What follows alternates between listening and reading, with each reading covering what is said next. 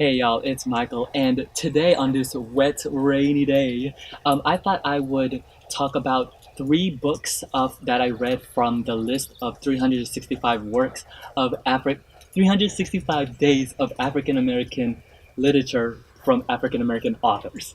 Yes, I'll leave the list down below if you want to check it out. I want to veer towards more single videos on each book, but the reason why I'm grouping these together is because two of the books, they are nonfiction, and I don't have that much to say about it because it's really more like historical. The first one is A Century of Negro Migration by Goodwin Woodson. Let's talk about the migration of black people from the South. I wrote down on here from 1815 to the present, because this was written a while back. With this book in particular, I did learn quite a few. The thing though is this is towards I wouldn't really recommend this book in the regard that while it's very educational and I did learn a lot, it doesn't have this like narrative to it,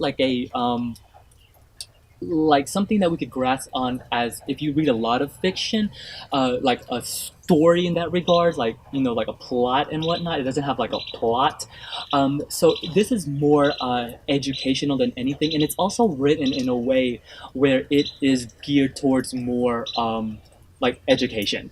It's not really something like you would read leisurely in that sense, but I did learn a lot, especially the part where it talks about um, the Caribbeans and how black people move. Well, didn't move there.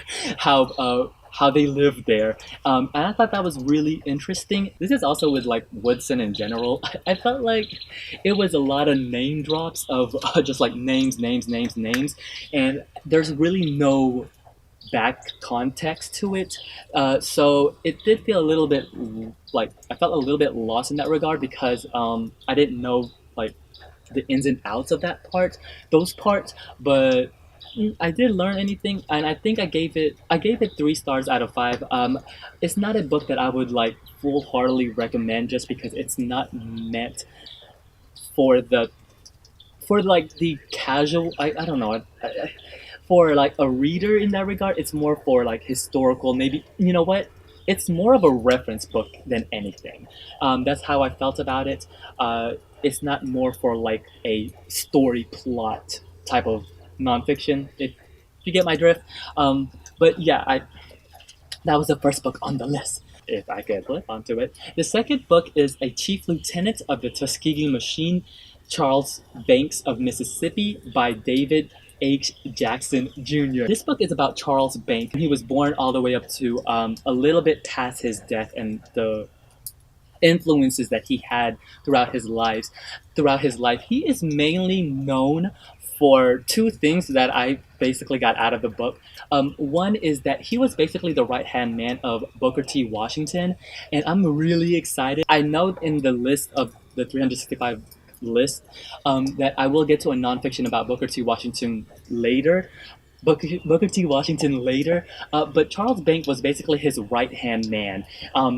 They were basically like, yeah. I got the sense that they were friends from like a good friend, like a good Judy in that regard. Charles Banks is also known, along with Montgomery, this other gentleman, for finding, finding, I put that in quotation mark, for one of the most, first predominantly black town in the South, which was Mount Bayou. Now, I'm not good at geography, but it was around there. It was close to Mississippi than anything.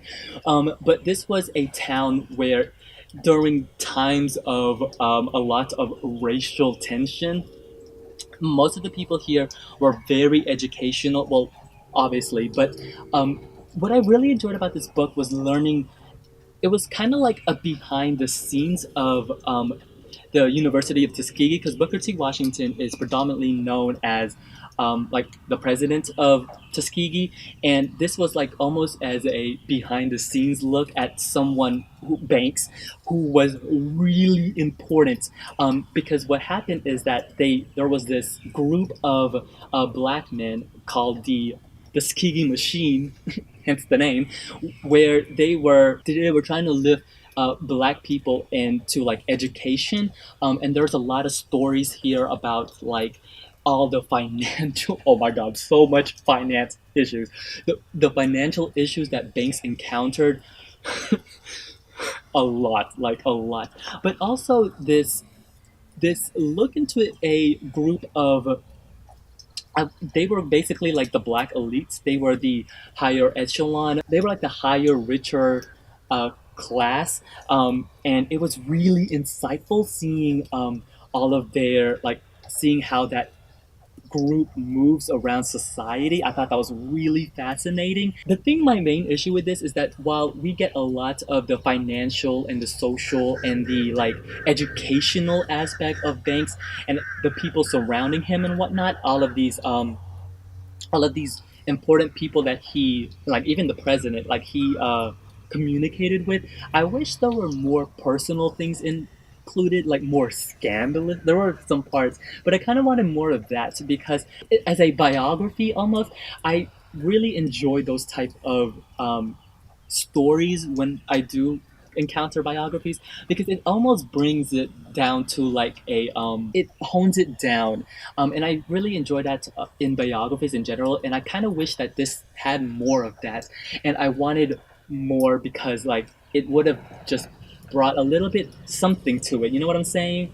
But I did learn a lot similar to like a century of Negro migration. This was written more in that aspect in that regard. But overall, I when I say I learned a lot from this, I learned a lot, and I'm really excited to see the other books in the list that will reference back to this and well to Booker T. Washington and also like Tuskegee because that's a really important part of that history. All right, and the last book that I will talk about in this group of reviews and thoughts is A Lesson Before Dying by Ernest J. Gaines. So this book was first on my radar when there was going to be something with my library about like the author and like an interview with him, and then my coworker was like, "Oh my god, I love that book," and then I finally got the push to finally read it from this list, and it is sad.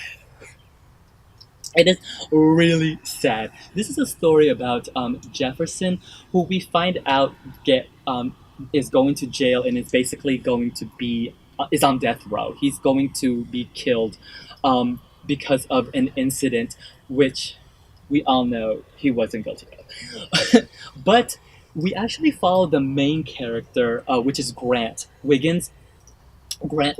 He gets asked by his aunt and Miss Emma to actually go to visit Jefferson and how do I say this?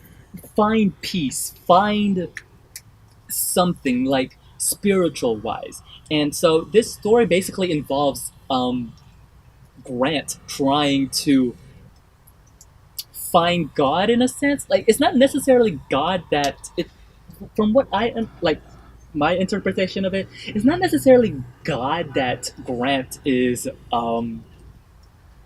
almost pushing Jefferson to find. It's almost like this sense of peace, this sense of calmness that one finds in after later in life. Like you know, after living for such a long time, you find there's this moment in your life where you're at peace. It's not like happiness or like euphoria. I guess it's this moment. I mean, I don't know. Have I have I felt that? But this piece of tranquility, this piece of just peace, and that's what he's trying to get Jefferson to find from my interpretation of it. But it's also a look at Grant because he's not the most religious person compared to like his aunt. Basically, his whole community around him, his whole community is so um, seeped into religion and God. He's more on the outside of that. And it's him trying to talk to Jefferson, trying to even get Jefferson to talk to his aunt, like talk to him. And it's harder because Jefferson he's young. He is young.